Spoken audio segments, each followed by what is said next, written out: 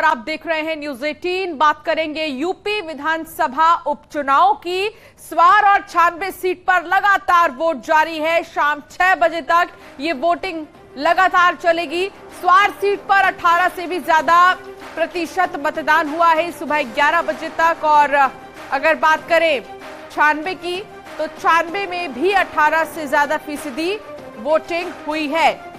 तो लगातार जो वोटर्स हैं वो पहुंच रहे हैं दोनों ही जगहों पर और वोट डाल रहे हैं। मतदान केंद्रों पर वोटर्स पहुंच रहे हैं। हालांकि सुबह बहुत ज्यादा वोटर्स नहीं आए, लेकिन उपचुनाव की अगर हम लिहाज से देखें तो तमाम जो वोटर्स हैं वो सुबह 11 बजे तक 18% पहुंचे हैं मतदान केंद्रों पर। दोनों ही सीट में लगभग 18% से 19% तक वोटर्स पहुंचे हैं।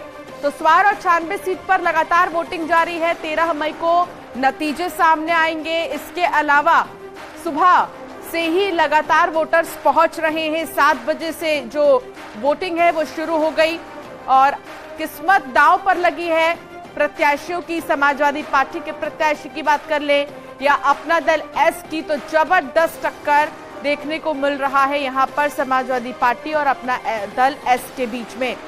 चाहे वो स्वार सीट हो या फिर 96, दोनों ही जगह समाजवादी पार्टी और अपना दल एस आमने सामने हैं और दोनों ही जगहों पर लगातार मतदान जारी है। 96 में मुकाबला कीर्ति कौल के बीच में है रिंकी कौल से। तो वहीं स्वार की बात करें तो शफीक का मुकाबला अनुराधा चौहान से है। स्वार में अनुराधा चौहान समाजवादी पार्टी की प्रत्याशी है स्वार से, तो वहीं शफीक अहमद स्वार से अपना दल एस के प्रत्याशी हैं। रामपुर के स्वार से अमनदीप हमारे साथ जुड़ गई हैं और मिर्जापुर के 96 से उपेंद्र हमारे साथ जुड़ गए हैं। उपेंद्र, 11 बजे तक अगर हम बात करें तो 18% तक वोट डाले जा चुके हैं। अभी कितनी रफ्तार से वोट डाले जा रहे हैं? अभी भी पहुंच रहे हैं वोटर्स मतदान केंद्र पर?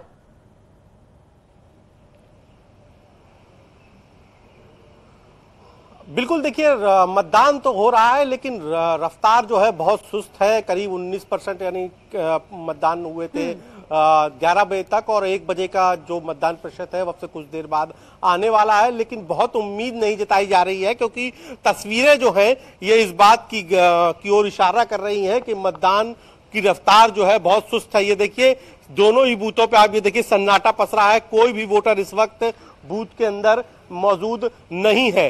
तो यहां पर लगातार जो है हम बात भी कर लेते हैं क्यों मतदाता अभी तक नहीं आ रहे हैं। मतदान कर्मी है, क्या मतदान कितने परसेंट हुआ? यहाँ पे कितने परसेंट की पोलिंग थी? कितने परसेंट लोग आ पाए अभी तक? 22% लोग आए हुए हैं। सिर्फ 22% अभी तक। तो आप समझ लीजिए इस बूथ का हाल ये है कि यहाँ पर 22% जो है पोलिंग अब तक हो पाई है। लेकिन दूसरी ओर भले ही जो है बूथ पर भीड़ न दिख रही हो, लेकिन ट्विटर पर इस वक्त जबरदस्त जंग छिड़ी हुई है समाजवादी पार्टी और अपना दल एस के मंत्री आशीष पटेल के बीच। आशीष पटेल केंद्रीय मंत्री अनुप्रिया पटेल के पति हैं और उनमें और समाजवादी पार्टी के बीच में ट्विटर पर जुबानी जंग छिड़ी है। समाजवादी पार्टी की ओर से आशीष पटेल जो मंत्री है उत्तर प्रदेश सरकार पे, उन पर आरोप लगाया गया है कि वो कार्यकर्ताओं को समाजवादी पार्टी के धमका रहे हैं और उनको लगातार दबाव बना रहे हैं। तो पलटवार करते हुए आशीष पटेल ने भी कहा है कि धमकाना समाजवादी पार्टी का चरित्र रहा है, ना कि अपना दल एस का। तो फिलहाल जो जंग है वो साफ तौर पर ये बता रही है कि समाजवादी पार्टी और अपना दल एस के बीच में है, क्योंकि अपना दल एस की यहाँ से केंद्रीय मंत्री अनुप्रिया पटेल मिर्जापुर तो से सांसद है और ये सीट भी अपना दल एस की ही थी। नहीं है बल्कि अब सोशल मीडिया पर भी देखने को मिल रही है। ठीक है, बहुत शुक्रिया उपेंद्र जानकारी साझा करने के लिए।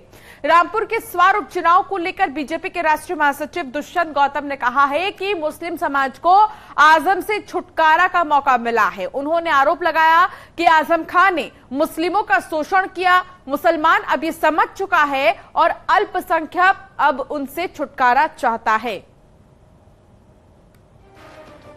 तो आजम खान को लेकर यह बड़ा बयान दिया गया है कि मुस्लिम जो है छुटकारा चाहते हैं आजम खान से, और यह बयान दिया गया है रामपुर के स्वार उपचुनाव को लेकर बीजेपी के राष्ट्रीय महासचिव दुष्यंत गौतम ने।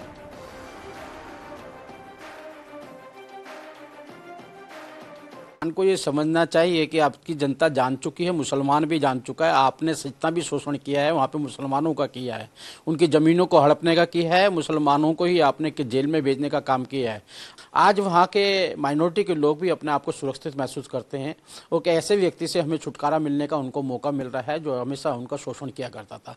इसलिए भारतीय जनता पार्टी आत्मविश्वास से भरी हुई है और मुझे लगता है कि आजम खान को भी इसका मुँह खानी पड़ेगी। उसको मालूम पड़ेगा लोकतंत्र में खाली ये नहीं है कि आप गुंडागर्दी करेंगे, माफिया चलाएंगे तभी आप आगे बढ़ सकते हैं, आप सेवा करके भी आगे बढ़ सकते हैं।